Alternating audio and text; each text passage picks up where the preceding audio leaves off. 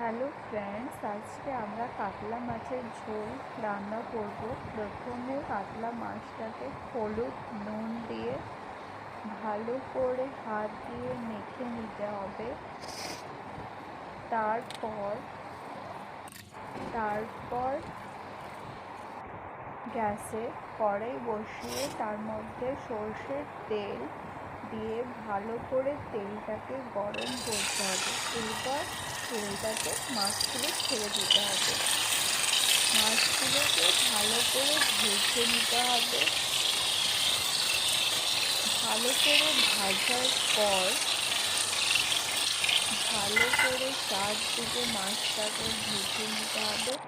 মাছগুলো ভেজে নেওয়ার পর বার করে নিতে হবে।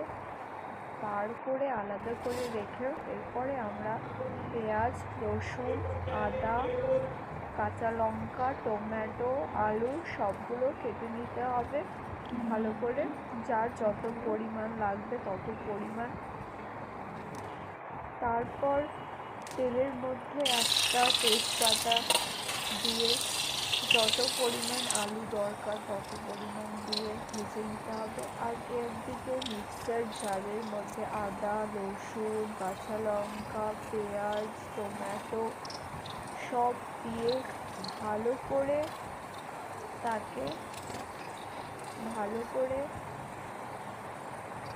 গ্রাইন্ডারে তার মশলা রেডি করে নিতে হবে।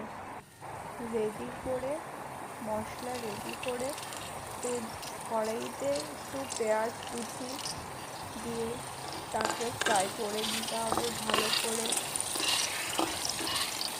পেঁয়াজটা দিয়ে ভালো করে একটু নড়িয়ে চড়িয়ে পেঁয়াজ লাল হয়ে যাওয়ার পর তার মধ্যে বেটে রাখা মশলাটা আমরা কড়াইতে দিয়ে দেব। বেটে রাখা মশলা কড়াইতে দিয়ে ভালো করে তাকে কষাতে হবে।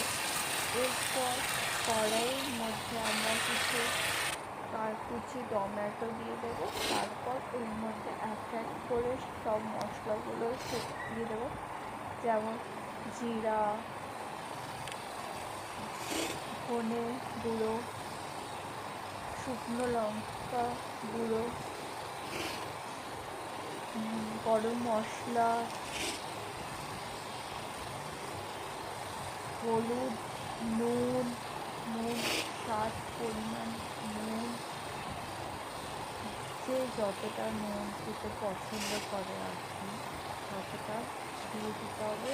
হলুদ, নুন, ধনে, জিরে সব যা যা মশলা আছে দিয়ে ভালো করে মশলাটাকে কষিয়ে নিতে হবে। যাতে মশলায় তেল ছেড়ে দেয় ভালো করে কষাতে হবে। মশলাটাকে কষানোর পরে সেটাতে অল্প পরিমাণ জল দিয়ে ফোটাতে হবে। অল্প পরিমাণ জল দিয়ে ঢাকা দিয়ে ছেড়ে দিতে হবে যাতে আলুটা গলে যায়। ভালো করে কষিয়ে জল দিয়ে ছেড়ে দিন। আলুটা গলে যাওয়ার পর একে একে মাছটা আমরা ছেড়ে দেবো ঝোলের মধ্যে। বেশিক্ষণ রাখবো না, অল্প অল্প ফুটিয়ে নামিয়ে নেব। বেশিক্ষণ রাখা যাবে না। এরপর বাটিতে বের করে নিতে হবে।